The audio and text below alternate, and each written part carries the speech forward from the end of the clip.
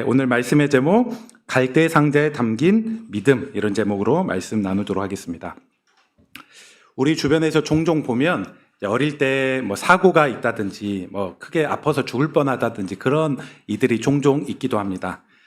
저희 아버지가 이제 가끔 약주를 하셔서 술이 들어가면 제게 좀 그런 말씀을 좀 하신 적이 있어요. 제가 2살 때 크게 아파서 이제 죽을 뻔한 그런 상황, 어느덧 장성해가지고 이렇게 활동하는 것들 보면서 또 그때 술 드시면 자꾸 옛날 추억도 나고 그러잖아, 애잔한 마음도 있고 해가지고 그런 기억을 하셨던 때가 있었습니다. 제가 뭐 낳고 채 1년도 되지 않았는데 뭐 제 기억에는 없지만은 아버지의 몇 차례 그런 증언에 의하면 코피가 났는데 계속 피가 멈추지 않고 또 의식도 없고 얼굴도 창백해지고 의식도 없어가지고 전대병원 응급실로 이렇게 빨리 뛰어갔다고 합니다. 네, 의사가 좀 아무튼 좀 서툴렀는지 잘 어떻게 할지 모르고 이거 아이가 꽤 심각한 것 같은데 뇌에서 뭐가 피가 터진 것 같은데 뇌를 열어가지고 한번 확인해서 막아야 될 것 같습니다. 이런 얘기를 했다고 합니다.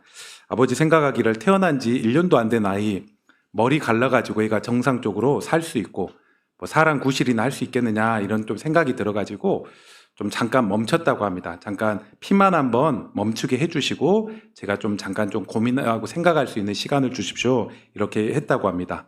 네, 멈추고 이렇게 솜으로 해가지고 많이 멈추게 했는데 피가 멈추다 보니까 아이가 얼굴이 창백했는데 얼굴 색깔이 좀 돌아오고 갑자기 의식이 이렇게 뜨고 이렇게 눈을 뜨고 이렇게 하는 거 보면서 오진이었는지 모르겠는데 그 이후로 좀 잘 돼가지고 퇴원했다는 그런 얘기를 들었습니다. 그때 만약에 제가 뭐 잘못되거나 혹은 정말 머리 갈라가지고 어릴 때 갈라가지고 뭐라도 했다면 혹은 뭐 좀 정상적으로 살지 못하고 그렇게 했다면 어쩌했을까? 제 인생이지만 되게 그런 것들 생각하면 참 선택도 잘했고 또 그 이면에는 하나님의 또 보호하심이 있었겠다 이런 생각을 한번 해보게 됩니다.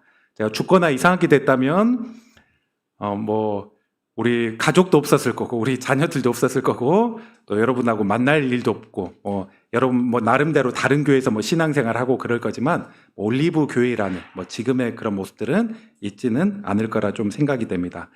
그 나비 효과라는 그런 말이 있죠. 나비 효과 많이들 아시는데 브라질에서 어떤 나비가 날갯짓을 하면 그 날갯짓으로 인해서 뭐 이렇게 연쇄 작용이 계속 일어난다. 날개짓암으로 약간의 그런 소용돌이가 있기도 하고 또 그것들이 타이밍을 잘 맞으면 기압에 큰 영향을 줘가지고 미국의 그런 텍사스 지역 가운데 큰 태풍을 일으키는 미미한 거였지만 이것들이 연계돼가지고 큰 역사를 일으키는 그 결과물을 나타낸다. 이런 표현들을 할 때 나비 효과 이렇게 이야기를 합니다. 성경에 보면 그런 나비 효과가 상당히 있어요. 저처럼 어릴 때 사고나 어려움, 죽을 뻔하다가 살아난 다음에 있어졌던 그런 많은 일들, 이런 일들이 있습니다. 오늘 우리가 출애굽기 2장을 읽었는데 모세의 태어남과 자람이 그와 같습니다. 지난주 우리가 출애굽기 1장 한번 보았는데 1장에 보면 그 애굽의 바로 왕이 히브리인들이 점점 인구가 늘어나고 이집트 사람보다 훨씬 더 많아질 것 같아서 인구 통제 정책을 폈죠. 뭔가 죽이고 억압하고 또 아이 낳는데 힘을 못 쓰게 하고 그렇게 살아가다가 이것들이 안 되자 최후의 1장 마지막 절에 이런 왕의 명령을 법으로 명령을 내렸습니다. 누구든지 히브리인 중에 남자를 낳으면 남자아이가 태어나면 다 나일강에 버린다. 예외 없다. 이런 명령을 내리게 되었습니다. 그리고 이런 엄격한 그런 명령이 적용되는 시기에 한 레위인이 결혼을 해서 이제 아이를 낳았는데 바로 그 중에 태어난 아이 중에 한 명이 바로 모세였습니다. 우리가 모세가 만일 태어났던 시기에 그때 나일강에 버려져 죽었다면 성경의 스토리가 많이 바뀌었겠죠. 물론 하나님은 또 다른 누군가를 통해서 이스라엘 백성을 구원해 줬을 것이고 또 하나님의 역사를 일으켰겠지만 우리가 알고 있는 스토리와는 많이 달라졌을 것입니다. 창세기부터 창출, 레민, 신명기까지 모세가 다 썼지 않습니까? 모세의 문체와 경험과 이런 것들이 다 들어가서 성경이 작성되는데 이런 성경의 내용 역시도 다른 형태로 기록될 수밖에 없었을 것입니다. 신약 성경에 가면 예수님이 시내산에서 기도할 때 모세가 딱 이렇게 나타나서 예수님과 함께 대화도 하고 뭐 예수님의 어떤 별세, 죽음에 대해서 이야기도 하죠. 이런 장면에서도 모세가 만약 어릴 때 나일강에 버려져 죽었다면 모세가 있지 않고 뭐 다른 형태로 있을 수밖에 없었을 것입니다. 이처럼 모세가 살아나서 구약의 역사 또 지금 우리에게 여러 가지 미치는 그런 내용들 많은 변화가 있을 수밖에 없는 것들을 봅니다. 근데 하나님께서 모세를 보호하여 주셨고 또 살려주셨고 또 절망적인 그런 상황, 시대 가운데서도 하나님의 살아계심을 보여주셨습니다. 그리고 우리가 그때 역사하셨던 하나님이 바로 우리가 믿는 그 하나님인 줄 믿습니다. 오늘 그 모세 시대 때 있었던 한 사건을 통해서 하나님이 우리에게 어떻게 역사하느냐, 우리가 가져야 될 믿음이 무엇이냐, 특별히 모세의 부모를 통해서 절망적인 또 희망이 없는 그런 상황 가운데서 어떻게 우리가 믿음 갖고 또 반응을 해야 될지 한번 두 가지로 나눠서 한번 살펴보는 이 시간이 되기 원합니다. 첫 번째, 우리가 오늘 그 모세의 부모, 갈대 상자에 담긴 그런 믿음을 통해서 배울 수 있는 내용은 절망적인 상황 가운데서도 우리는 하나님을 의지하여서 최선의 삶, 최선의 믿음을 감당해야 됨을, 그럴 때 하나님께서 또 역사하신 흔적들이 있음을 우리는 배우게 됩니다. 모세가 태어났던 시절에 사실 그 이스라엘 부모들은 자녀를 위해서 할 수 있는 것들이 거의 없었습니다. 특별히 남자아이가 태어나면 할 수 있는 것들이 없었죠. 군인들이 와서 그를 데려다가 뭐 죽이고, 되게 남자아이를 낳는다는 것은 우울하고 기쁨이 아니라, 아이를 낳는 기쁨이 아니라 절망적이고 또 그 아이의 죽음으로 인해서 마음의 상처, 어려움들, 이런 것들이 가정마다 세워졌던 그런 시기였습니다. 모세의 가정도 마찬가지였습니다. 오늘 본문에서는 모세의 부모님 이름이 등장하진 않아요. 근데 뒷구절 보면 그 이름이 등장하는데 기억나시나요? 모세의 아버지 이름이 아므람이라고 합니다. 아므람. 그리고 어머니 이름을 요게벳이라고 이제 뒤에 보면 표현이 됩니다. 아므람과 요게벳이 결혼을 하여서 이제 자녀를 낳게 되었습니다. 이미 2명의 자녀가 있었어요.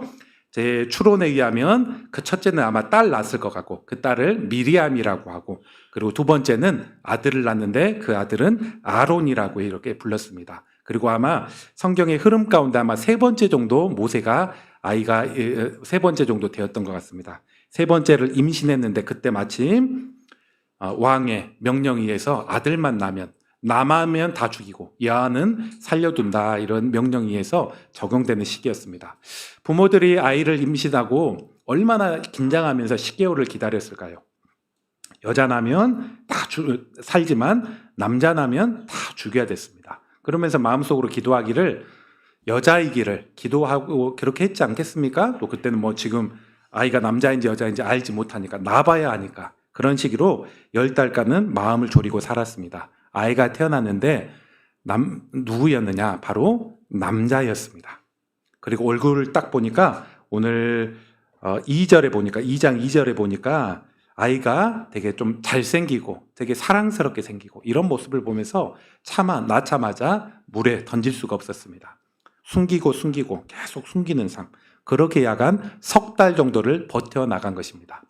3달 정도 크면 이제 울음소리도 꽤 크고, 그리고 주변에 이게 막 들리기도 하겠죠. 막 고발하는 사람도 있고, 군인들이 감시하면서 이거 뭔가 아이 소리가 들리긴 들리는데 분명 이 집에는 남자는 없다고, 아이는 안 태어났다고 막 그렇게 하고, 뭐 이런 여러 가지 소문들 가운데 두려웠을 것입니다. 자칫 남자 한 명 아이 살리려다가 가족이 다 몰살해 나갈 수 있는 그런 어려움이 있었습니다. 이런 가운데 3개월이 지나고 도저히 숨길 수 없어서 부모가 결단을 하죠. 아마 아버지는 노역 때문에, 국가 저기 어디 국고성 만드는 것 때문에 정신 없었을 것 같고, 가족 회의에서 이 아이를 나일강에 버리긴 버리되 우리가 한번 하나님이 역사하도록 최선의 그런 모습을 다한 다음에 우리가 아이를 그곳에 버리도록 하자. 그래서 어떻게 했느냐, 갈대 뭐 나무 열매로 어떻게 만들었는지 모르겠지만 갈대를 재료로 해서 상자를 만들었습니다. 상자 하나를 만들고,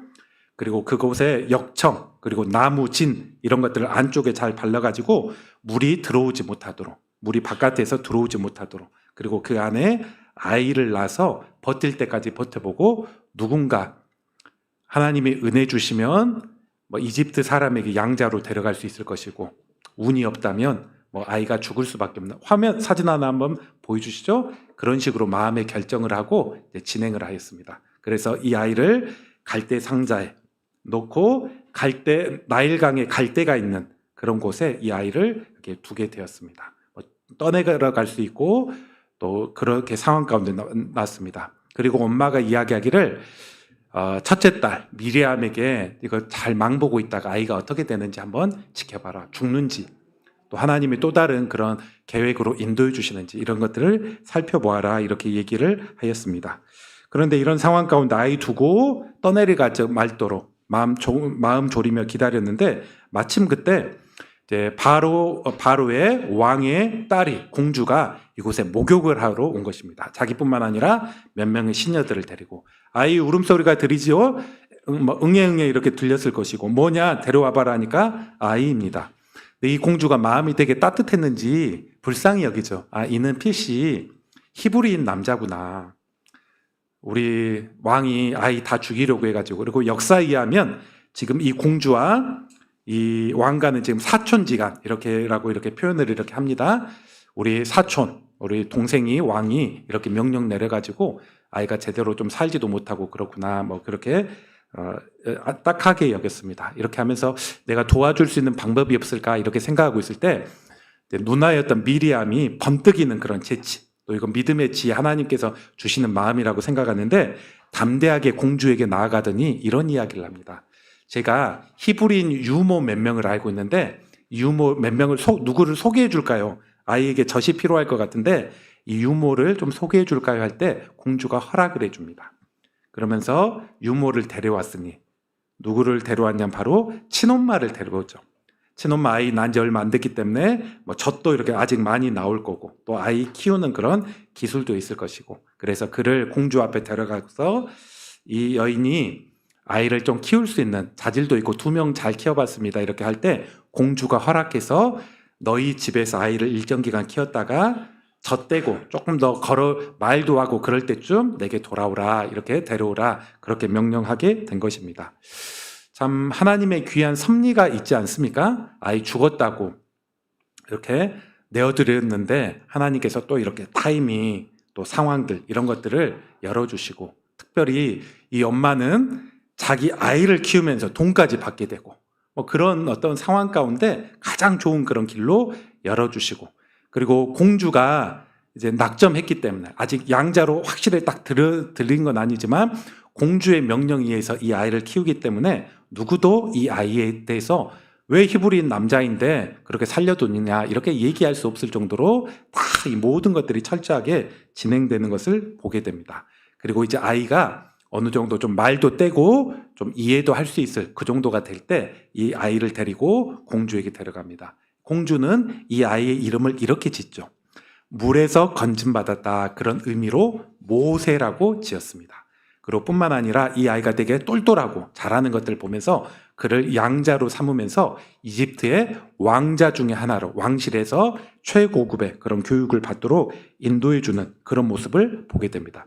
이게 오늘 본문의 일련의 그런 사건이고 부모의 믿음이었습니다. 그런데 우리가 이런 상황들을 잠깐 운이 좋고 환경이 좋은 그런 내용으로 오늘 본문을 봐서는 안 될 것입니다. 자, 히브리서에서는 이렇게 이야기하고 있어요. 오늘 히브리서 11장 23절. 오늘 아마 본문 띄워졌을 건데 한번 띄워졌으면 보여주십시오. 이 구절 우리 한번 같이 한번 읽어보겠습니다. 함께 읽어봅시다. 시작. 믿음으로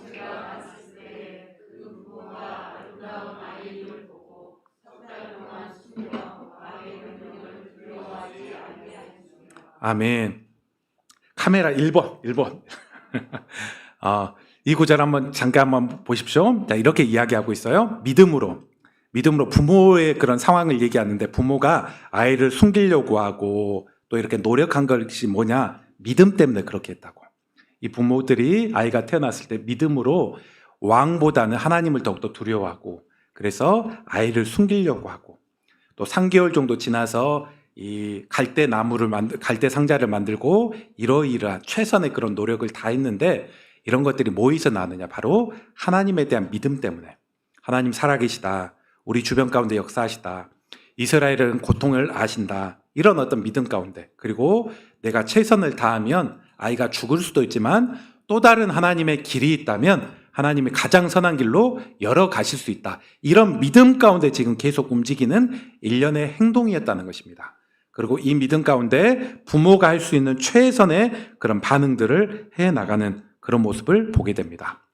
사람이 절망적인 상황에 빠지면 두 가지 반응이 보통 나타납니다. 많은 경우 전자의 모습을 가지고 있는데, 어떤 사람은 이제 자포자기하고 이렇게 해봤자 뭔 소용이 있느냐 이렇게 하면서 그냥 포기해버리고 더 어둡게 사는 그런 사람이 있습니다. 하지만 반면에 믿음의 사람은 좀 태도가 다를 수 있죠.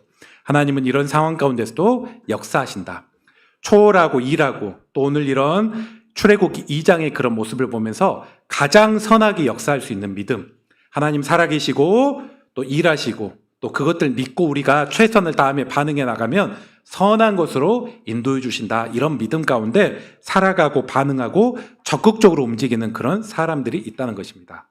우리는 이 두 가지 부류 중에 어떻게 살아야 될 것이냐, 환경에 매여 있고 안 되는 건 안 되나 보다 하면서 그렇게 낭망하고 살아갈지, 아니면 하나님 정말 살아계시다면 이것들을 경험해 나가고 또 우리의 최선을 드러나갈 때 하나님이 그 최선의 그런 갈대 상자 가운데 뭔가를 부어주시는 그런 역사를 경험해 나갈지, 그리고 이런 것들 경험해 나가면 우리의 믿음이 한층 한층 더 성장해 나가죠. 하나님은 그런 하나님이시구나, 이렇게도 역사해 나갈 수 있구나.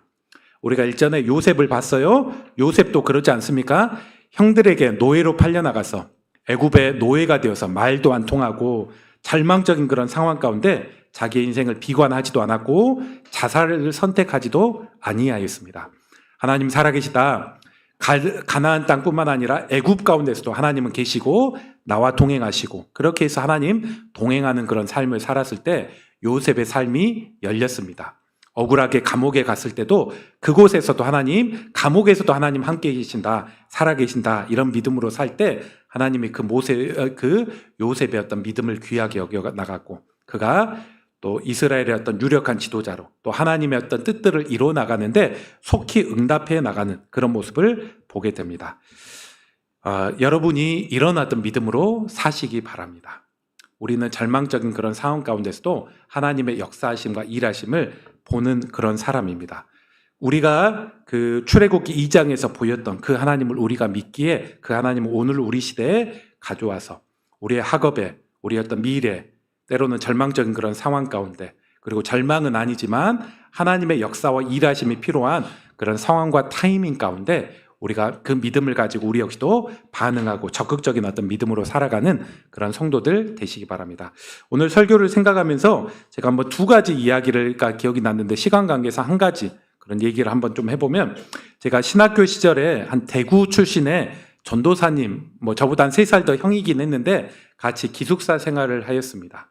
그런데 그분이 좀, 저도 넉넉하지 않은 살림이었는데 저보다 더 좀 가난했던 것 같아요. 학기만 되면 이렇게 학비 가지고 고민하고, 지금도 그런지 모르겠는데 신학교는 학비 못 내는 사람이 좀 제법 많아가지고 학기 초에 돈을 안 내도 자꾸 기회를 줘요. 중간고사 끝날 때까지 이번 마지막입니다 이렇게 경고를 하는데 또 못 내면 진짜 마지막입니다 하면서 기말고사까지 하면서 유예를 해주고, 이렇게 신학교에서, 지금도 그런지 모르겠었는데 저 다닐 때는 그렇게 했습니다. 근데 이분이 아직 확신도 안 생기고, 내가 신학교는 가기는 갔는데 진짜 내가 하나님 부른 게 맞냐, 또 평생 내가 이거 또 해도 되는 게 맞냐, 그러면서 그가 한번 그런 마음이 들었다고 합니다. 하나님, 제가 원래 그렇게만 하면 안 되는데 이번에 하나님 제가 기도만 한번 해보겠습니다. 한 학기 학비 200몇만 원 내가 기도만 했을 때 하나님이 다 채워주시면 하나님 내가 신학교 보내는 거 맞고 이후에 내 목회 또 인도하시고 책임져 주실 것들로 생각해 나가고 한번 이번에 한번 하나님을 경험해 보겠습니다. 이렇게 하면서 저도 몰랐는데 기도만 했다고요. 기도만. 네, 기도만 했는데 누가 도와달라고 하지도 않았고, 어디 장학금 신청서, 어디 교회에서 뭐가 있다면 그런 것도 내지도 않았고, 근데 어떻게 뭐가 잘 소개가 되었는지 대구에서 한 교회 대구 출신의 그런 전도사들을 돕겠다고 해가지고 한 100만 원 정도 이분이 거기에 대상이 들어가지고 받게 된 것입니다. 고모가 와가지고 신학교 한번 둘러보고 오더니 또 몇십만 원 정도 지어주기도 하고, 오랜만에 어떤 친구가 연락 오더니 너 그렇게 사느냐, 이렇게 너 신학교 간지 몰랐다, 이렇게 하면서 또 몇십만 원 지어주고, 그렇게 해가지고 이 친구가 얼마 줘가지고 딱 그 금액 200, 몇십만 원 되는 그런 금액들이 딱 맞아가지고 좀 그 학기 끝날 때 저한테 자랑은 아니고, 제가 사실 이런 고민이 있고 진로에 대한 부르심에 대한 그런 것들이 흔들려가지고 이번 학기 이렇게 기도했는데 하나님께서 참 이렇게 채워주시는구나 이를 경험한 적이 있다 이런 얘기를 들은 적이 있습니다. 그러면서 그치 나도 한번 저렇게 해봐야지 뭐 그렇게 했던 때도 있고 이후에 이분이 이제 대구에서 정말 이렇게 견고한 그런 교회 청년부 되게 사역 잘하고 지금은 탄자니아 선교사로 가가지고 또 지금도 사역하고 있습니다. 제가 언제 일전에 한번 그 부산의 수영로 교회라고 되게 큰 교회 있는데 거기 제가 찬양 인도하는 것들을 좋아해가지고 그렇게 종종 듣고 있는데 거기 집회에 오셔가지고 이 선교사님이 오셔가지고 설교하고 그런 뭐 잠깐 자기의 근황들 이야기하고 금요 기도회 때 수영로 교회 금요 기도회가 되게 좀 힘이 센 또 이렇게 힘이 있는데 거기 와가지고 한번 이제 설교하고 뭐 선교 보고 오기 그런 거 하는 것들 봤는데 지금도 그 믿음 가지고 좀 살아가는구나 이런 것들을 한번 본 적이 있습니다. 그런데 이게 그분뿐만 아니라 저도 한번 또 시간을 좀 돌이켜 볼 때 그런 시기가 있었던 것 같습니다. 재정적으로도 그렇고 어떤 삶적으로도 그렇고 그리고 제가 이번 주 한번 시간 보내면서 어떤 분이 좀 소개해 줘가지고 우리 교회가 어디 기관으로부터 뭐 후원받고 뭐 그런 교회는 아니지 않습니까? 그냥 우리 성도들 헌금에 의해서 대부분 운영되는데 누가 한번 소개해 줘가지고 어떤 교회에 전라도권에 한 10교회 정도를 선정해가지고 개척한 교회를 이렇게 도와주는 프로젝트가 좀 진행되어 나간다 이것들을 해가지고 알려줘가지고 이거 지원하는 교회가 많을 건데 그런 생각이 들긴 들었지만 제가 최선을 다해서 한번 하나님 그런 우리 교회가 또 적합하다면 또 이렇게 한번 또 인도해 주시고 또 안 되더라도 우리 교회는 또 하나님이 채워주심이 있는 줄 믿습니다. 그렇게 생각하고 한번 이번 주에 그렇게 해봤습니다. 연말에 그런 결과가 나온다고 하는데 어떻게 될지 모르겠지만은 저 역시도 하나님이 필요한 사역 가운데 우리의 재정을 채우시고 인도하신다는 믿음으로 저도 준비했던 그런 서류, 교회 속에 최선 다해서 또 준비할 것들을 했습니다. 그러면서 하나님의 좀 인도하심을 한번 좀 기다려 봐야 되겠다. 제게도 이런 어떤 주중의 그런 삶이 있었습니다. 우리가 오늘 모세와 그의 부모를 보면서 이런 믿음으로 살기 원합니다. 어려운 상황 때는 말할 것도 없고 우리가 평시에 그런 상황 가운데서 하나님 분명히 살아계신다면 우리 주변에 일하고 계시는 게 분명하다면 우리가 그것들을 믿고 의지해 나간다면 어떻게 반응해 나가야 될지 그리고 최선의 삶을 살아가고 그렇게 하면서 하나님은 우리에게 부어줄 것들이 있을 것 같습니다. 우리가 준비도 안 되고 갈대 상자도 없음에도 불구하고 어떻게 아이를 살려줄 수 있겠습니까?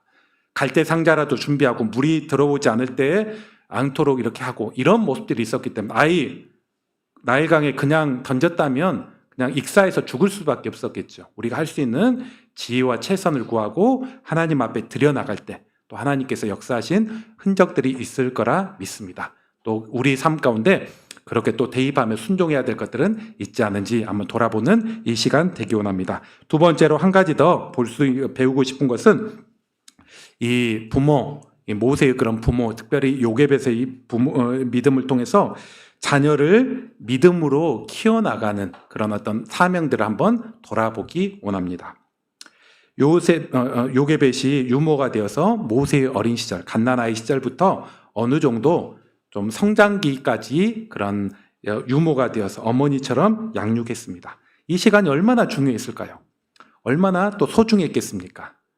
부모가 생각해 나가기를 내게 이 시간이 한 5년 정도 주어질까? 아니 한 7년 정도 주어질까? 뭐 그런 식으로 생각하며 살았을 것입니다. 아이가 어느 정도 크고 뭐 하면 이제 왕궁에 가야 되니까 그런 시간을 되게 소중히 여겨나가며 육체적으로도 잘 지켜줬겠지만 최선을 다해서 히브리인의 그런 정체성도 심어주고 너는 히브리인이고 하나님의 택한 사람이고 또 그런 사명들 이런 것들을 심어줬을 것입니다. 너는 애굽 사람 아니야. 아브라함의 후손이고 또 그가 친엄마라고 하는 것을 얘기를 어떻게 했을지 없을지 모르겠어요. 제 생각에는 추측에는 어릴 때는 이것들을 받아들일 수 있는 그런 인격이 되지 않기 때문에 좀 나이 들어서 한 20, 30대 정도 얘기했지 않았을까 이런 생각은 추측은 들긴 드는데 성경에서 나와 있지 않으니까 아무튼 유모로서 최선을 다하는 그런 삶을 살았습니다. 그리고 그렇게 또 양육에 나갈 때 이제 모세가 어느 정도 성장해서 이제 공주에게 가게 되고 이집트 궁에 살게 되었습니다. 그러면서 이집트의 여러 학문을 배우죠. 이방의 학문들, 그 안에는 우상의 그런 내용들도 있을 것입니다. 여러 세상의 가치관, 또 이집트의 왕자로서의 그런 리더십도 배우곤 했을 것입니다.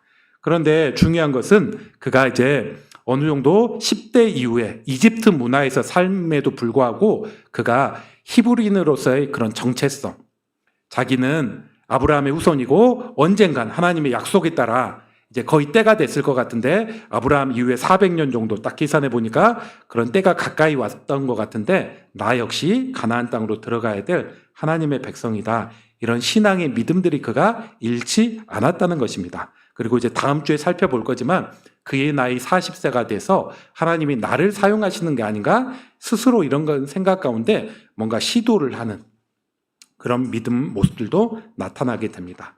한번 생각해 보십시오. 어릴 때 한 몇 년, 5년, 7년 정도 히브리 교육을 받았는데 그 이후에는 평생 애굽의 궁에서 살았음에도 불구하고 그의 어떤 신앙은 흐트러지지 않았다는 것입니다. 오늘 우리식으로 보면 일주일 딱 한 번 교회 예배 드리고 또 신앙 가운데 살아가고 나머지 6일은 세상의 어떤 가치관이 있는 아이들 가운데 살아감에도 불구하고 아이의 어떤 믿음의 태도, 하나님 앞에 그런 신앙이 흐트러지지 않았다는 것입니다. 이유가 무엇일까? 여러 이유가 있겠죠. 어릴 때 워낙 엄격하게 신앙 교육도 받았을 수 있고 또 부모의 그런 기도도 있고 또 하나님께서 분명히 인도해 주시는 그런 여러 흔적들도 있었을 것입니다. 이 모세의 그런 부모들은 이런 모든 것들이 잘 사용되도록 제한된 시간 가운데 최선을 다해서 믿음을 심어주는 것을 보게 됩니다. 잠언서에 이런 구절이 있어요. 잠언서 22장 6절에 보니까 이런 구절이 있습니다. 유명한 구절인데, 마땅히 행할 길을 아이에게 가르치라. 그러하면 늙어도 그것을 떠나지 아니하리라. 어떻게 가르치라고요? 마땅히 가르쳐야 될 것은 어릴 때부터 확실히 가르치라고. 그러면 늙어도 그 길을 떠나지 아니하리라. 저도 좀 그런 것 같아요. 어릴 때 부모님에게 혼나면서 배우고 습관화되었던 것들이 있으면 그것들이 지금도 있습니다. 예를 들어 어른들하고 같이 저희 아이들도 그런 것들 때때로 교육하는데, 어른하고 식사하면 어른들이 먼저 숟가락 든 다음에 먼저 먹는 거야. 그런 거라든지 어릴 때 그런 예의들 이런 것들 제가 좀 배우고 또 뒷정리 이렇게 잘하는 거야. 그런 것들 배우고. 근데 이런 것들이 제 몸에 어느 정도 배가지고 나이 먹어도 그런 비슷하게 좀 살아간다는 것입니다. 제한된 시간이었지만 그런 시간 가운데 엄격하게 잘 배우니까 그런 가치관들이 계속 이어져 나가는 그런 모습을 보게 됩니다. 우리의 어린 자녀들을 볼 때 이런 어떤 믿음이 필요할 줄로 믿습니다. 어릴 때 제한되고 우리가 분명 때가 되면 우리 아이들을 학교라는 애국가 같은 세상 학교에 보내야 되고, 대학 입학에 나간 다음에는 더욱더 부모의 손길들이 이제 덜 들어갈 수밖에 없고, 결혼하면 말할 것도 없죠. 이런 시기가 있지만 제한된 시간 가운데 심어줄 거 심어주고, 또 커서도 후견인으로서 그런 역할들을 감당해 나간다. 그런 우리가 최선을 주어진 상황 가운데 감당해 나갈 때 어떤 하나님의 역사가 있는 것입니다. 이런 흔적들은 믿음의 어떤 부모들 가운데 자주 나타나는 패턴입니다. 가령 사무엘의 부모 한나를 보십시오. 거기는 정말 더 짧았죠. 사무엘이 태어난 다음에 그가 하나님 앞에 서원하고 약속을 했기 때문에 이 아이가 좀 걸을 정도, 분별할 정도 되면 엘리 제사장에게 맡기고 하나님께 드리겠습니다. 이렇게 서원을 했기 때문에 이 한나는 그 시간, 우리식으로 얘기하면 3, 4년 정도 그런 기간 가운데 최선을 다해서 아이 키우고 그 엘리 제사장에게 맡겨가는 그런 모습. 그러면서 1년에 한두 차례 정도 그곳에 엘리 제사장 자기 아들 사무엘 있는 쪽으로 오면서 돕고 또 후견인으로 도와주는 그런 흔적들이 계속해서 이렇게 나타나는 그런 모습을 보게 됩니다. 우리 부모들이 그런 어떤 믿음, 시야 이것들이 필요하다는 것입니다. 이런 이야기가 있어요. 오늘 그 2절에 보니까 부모가 이런 믿음이 있었다 이렇게 얘기하고 있습니다. 아이를 낳으니까 이렇게 표현합니다. 임신하여 아이를 낳으니 그 모세가 잘생긴 걸 보고 잘생겼다. 아이가 잘생기면 얼마나 잘생겼을까요? 잘생겼다 이렇게 표현하고 있습니다. 근데 여기서 이 표현이 성경에서 의미하는 것은 아이가 되게 잘생겼기 때문에 외모를 보고 차마 아이를 버리지 못했다, 그런 의미는 아닐 것입니다. 이를 해석해 주는데 사도행전 7장 20절에 보면 스데반 집사님이 쭉 설교를 해줍니다. 그 설교 가운데 이런 표현을 합니다. 하나님 보시기에 아름다운 것을 보고, 이런 표현들을 합니다. 모세 부모가 볼 때 아이를 보면서 하나님 보시기에 아름다운 것을 보고, 그 부모가 볼 때 이 아이를 보면서 하나님 눈으로 보고 그의 아름다움, 그 자녀의 아름다움 이런 것들을 봤다는 것입니다. 하나님의 시야로 보면서 참 버리고 죽이고 너무 안쓰럽다. 단지 인간적인 불쌍함으로만 본 것뿐만 아니라 하나님의 눈으로 아이를 보려고 했고 또 키우려고 했던 그런 모습을 보게 됩니다. 미국의 에디슨이라는 유명한 그런 발명가가 있죠. 네, 여러분도 잘 알듯이 그가 천재적인 머리를 가지고 있었는데 학교에 잘 적응을 못했다고 해요. 학교 가면 이상한 말하고 사고치고 뭐 실험한다고 하다가 되게 많이 엉뚱한 그런 행동을 하고 그러면서 왕따 아닌 왕따, 잘 사회에 학교에 적응을 못했다고 합니다.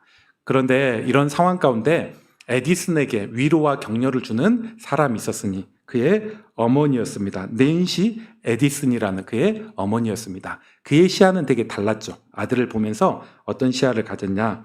너는 너무 특별해서 너희 어린 친구들이 아직 너를 발견하지 못한 거란다. 이런 모습으로 그에게 심어주었습니다. 그러면서 호기심이 있다면 그를 격려해주고 또 그런 질문에 대해서 잘 답변해주고 그가 뭔가 하고 싶다고 하면 배려해주는 그런 새로운 마음이 있었습니다. 그러면서 우리가 그런 얘기를 하지 않습니까? 역사상 지금까지 가장 큰 발명가가 에디슨이라 이렇게 얘기한대. 뭐 전기, 전화기, 지금의 기초되는 거 다 만들었죠. 그리고 이후에 보면 GE라는 제너럴 일렉트릭이라는 회사 만들어서 지금 뭐 삼성 같은 회사 유명하지만 세계에서 전자회사로 거의 독보적인 기초가 되는 그런 회사 만들어서 지금도 미국에 존재해 나가는 그런 회사 차리고 또 경영자로서 그가 활동해 나갔던 그런 흔적들 1000개가 넘는 발명품 특허를 가졌던 그런 사람이었습니다.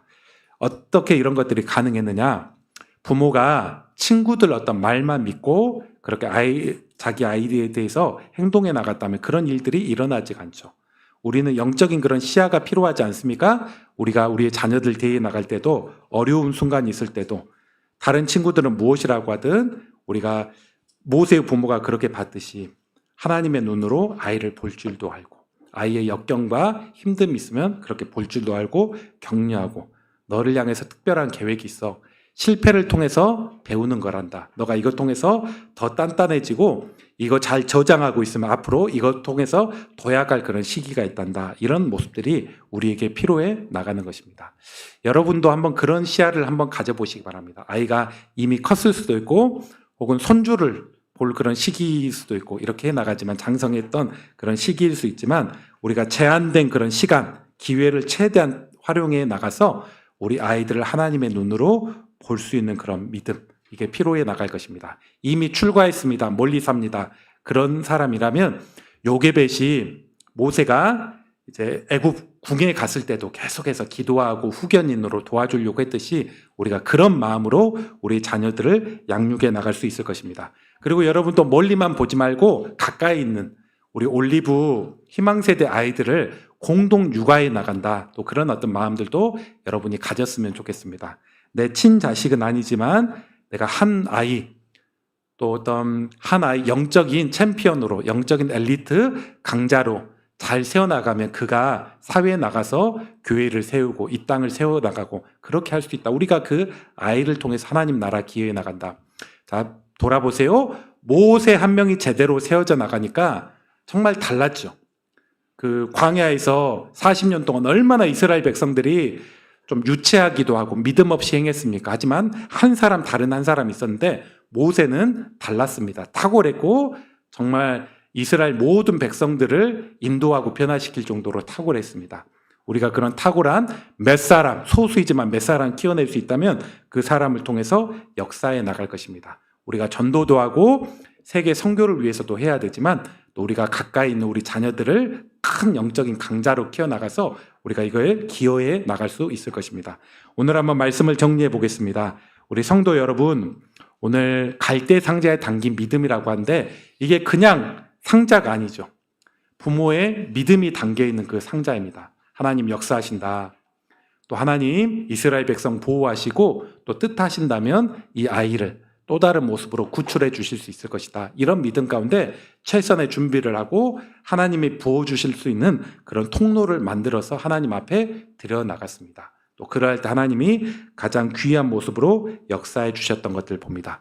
우리 한번 삶 가운데서도 이런 믿음을 가져봅시다. 우리가 절망적인 상황, 하나님 살아계신 거 우리가 확신해 나간다면, 하나님 살아계신 거 맞죠? 우리가 믿는 그 하나님이 출애굽기 1장 2장에서 역사하시고 이스라엘을 이끌었던 그 하나님이 동일하실 것인데, 제가 그 하나님을 믿습니다 하면서 우리의 어려운 상황도, 일상적인 상황 가운데서도 우리가 믿음의 반응을 해 나갈 수 있길 바랍니다. 그리고 우리 자녀를 향해서, 우리 자녀라면 우리의 가족들을 향해서 하나님의 눈으로, 하나님께서 아름답게 본다면 그 눈으로 우리의 자녀들을 보고 또 우리의 또 신앙의 후배들을 또 세워나갈 수 있는 어떤 믿음, 또 이 모습으로 또 하나님 나라에 기여해 나가는 우리 성도들 되시기를 주의 이름으로 축원합니다.